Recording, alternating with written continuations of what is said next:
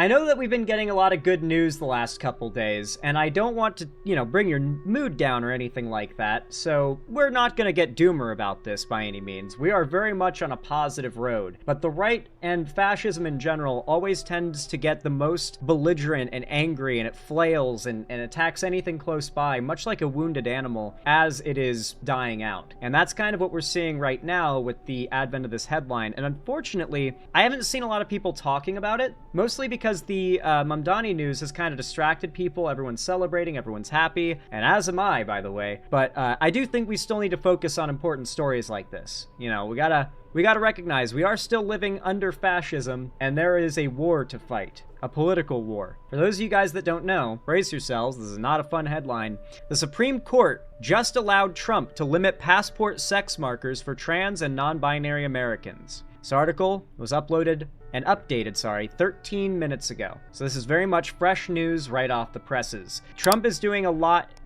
everything in his power to try and force trans people into a situation where they cannot be recognized by the government. So I actually think that anytime you see a conservative try and say what rights do trans people not have, point out they don't have the right to be recognized as trans by the US government, and as such cannot be categorized as a group officially at all. They were at one point, and Donald Trump moved to make that not the case. They had a right taken from them that they had before. So, if you end up liking this video, leave a like, comment down below, subscribe, join the Discord, you all know what to do. Let me know what you think of this down below, and let's get right into the story. Without any further ado, this is important stuff.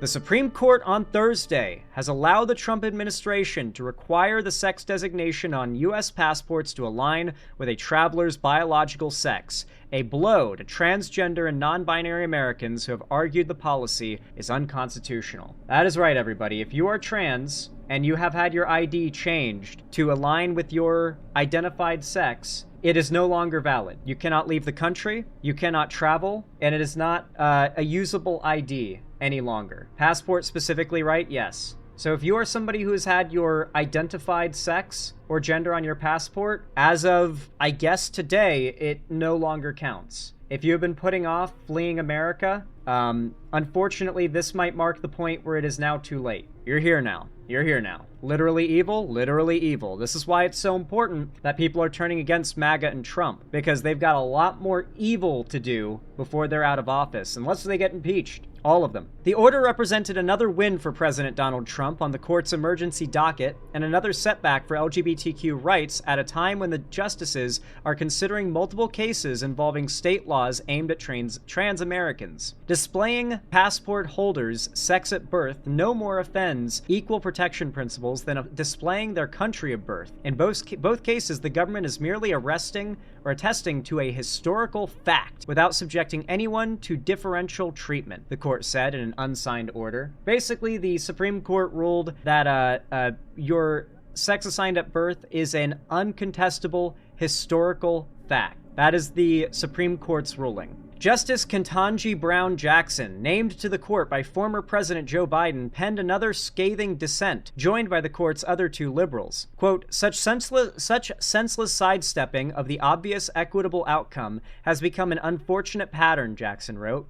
Quote, so too has my own refusal to look the other way when basic principles are selectively discarded, she said. Quote, this court has once again paved the way for the immediate infliction of injury without adequate or really any justification. The American Civil Liberties Union, which had also challenged the policy, described the court's decision as a heartbreaking setback for the freedom of all people to be themselves. Quote, forcing transgender people to carry passports that out them against their will increases the risks that they will face harassment and violence and adds to the considerable barriers they already face in securing freedom, safety, and acceptance, said John Davidson, a senior counsel for the ACLU's LGBTQ and HIV project. So we're just gonna have to wait and see how much longer the gays for Trump thing continues to last. U.S. passports first carried sex markers in 1976. But the State Department in 1992 allowed citizens to choose a marker opposite from their sex assigned at birth if they submitted certain medical documentation. Then in 2021, President Joe Biden's administration allowed people to select X,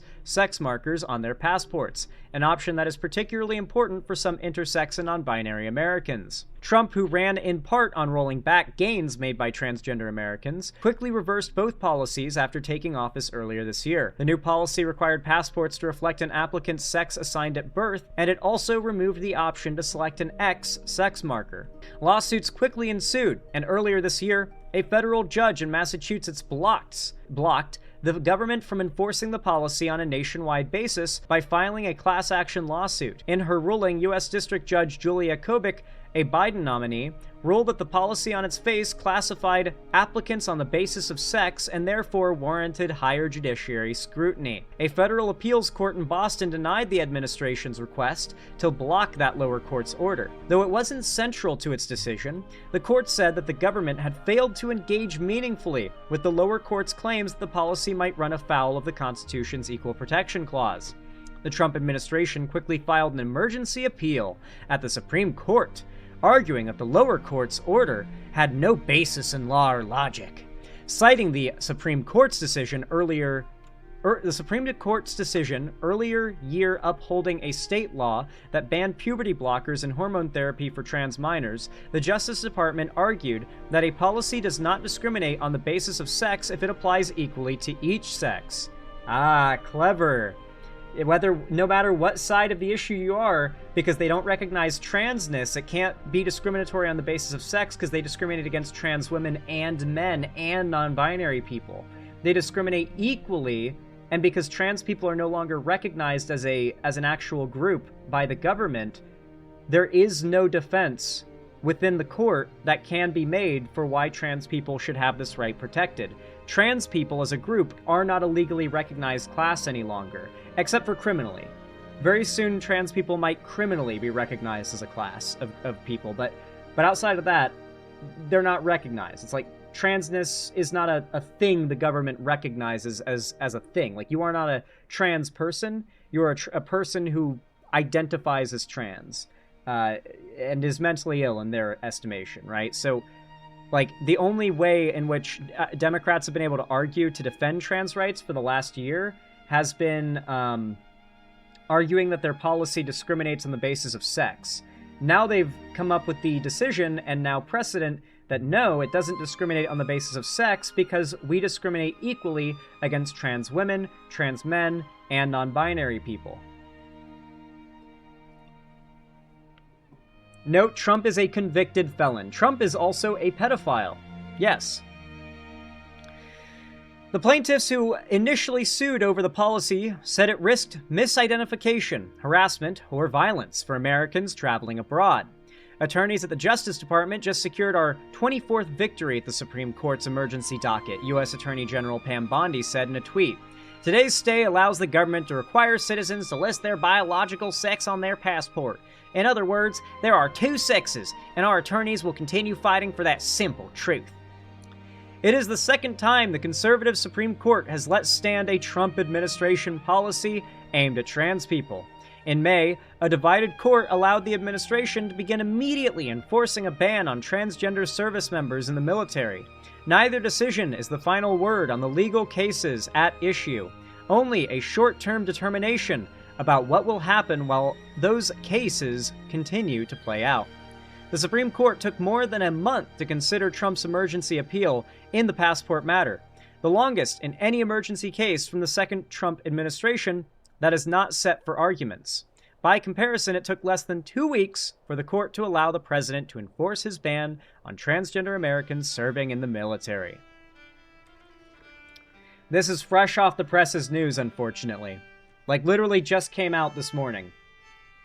I know this isn't the kind of news you guys wanted to hear, and for the most part, this stream has been a lot more positive, because we've been focused on this big MAGA civil war that's been going on, and the fact that Zohran Mamdani and a bunch of Democrats just overperformed like crazy in the elections. And, you know, I still think there is a silver lining to this, in that, as evil as this is, it's not supported. Americans aren't down for this. We just saw that after only 10 months, not even a year, of Trump's policy, Americans have quickly started to shift left. I'm really curious if we can compare the elections this time during Trump's previous term and see how much more things shifted left compared to now. I would be willing to bet that things have seen a greater shift to the left during this election than they have in the previous term of Trump. Which would tell me that already we're seeing a faster acceleration towards Americans not favoring Trump than they did in his first term. I guess they just needed a reminder. And I don't even think we're at the end of this road, by the way. I think that Americans are going to continue fermenting hatred towards Trump, and by the next election, things are not going to be looking good for him at all. Not at all. This is a bad time to be a Republican.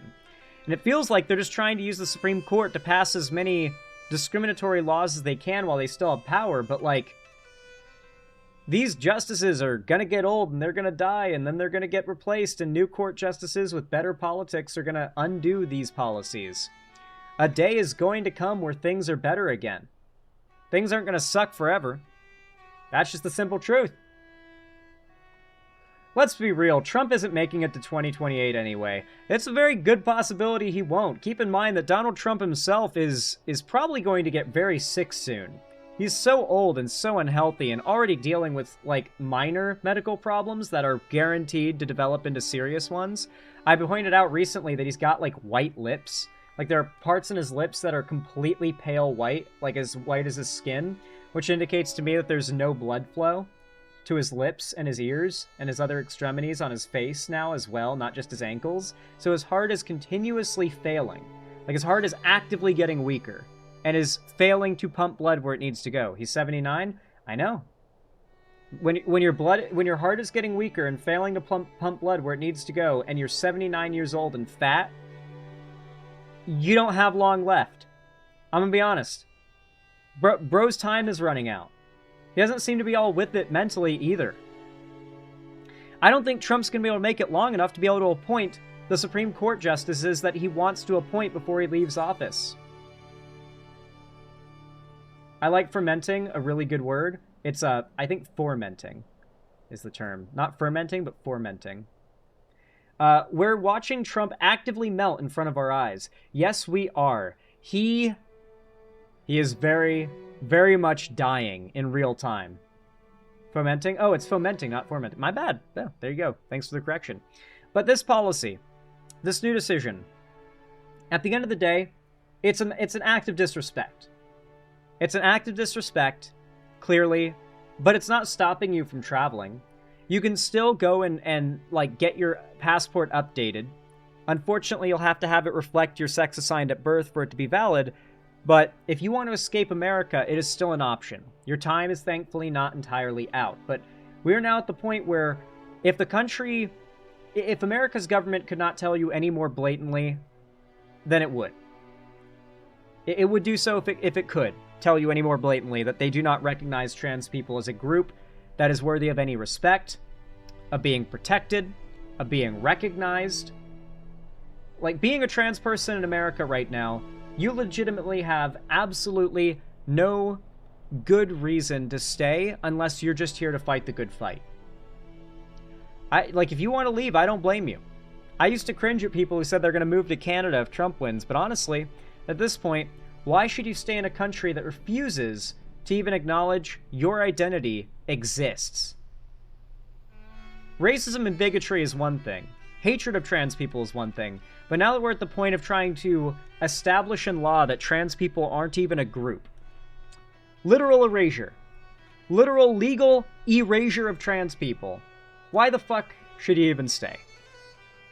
I do not blame anybody who chooses to depart from America for quite some time if they are trans or LGBT after this news has come out. I do not blame you at all. Frankly, if I were gay or trans, I would probably be doing the same thing. I can't leave? Well, consider looking into getting a passport if you can manage to scrounge up the money, because it's not a terrible idea. Spending a little while in Canada, maybe even Mexico, might be preferable to this. Anyway, folks, if you enjoyed this segment, if you found it entertaining or educational, then leave a like and a comment. Let me know what you think down below. Subscribe if you want to see more from me, and if you want to be a part of my community and fan base, be a part of the watch parties, the movie nights, the call-in streams, make sure to join my fan Discord, link down below in the description of the stream. I really do appreciate all of you who go the extra mile to support the stream as well, financially, as always. But regardless, thank you for watching, and as always, I hope you have a good one.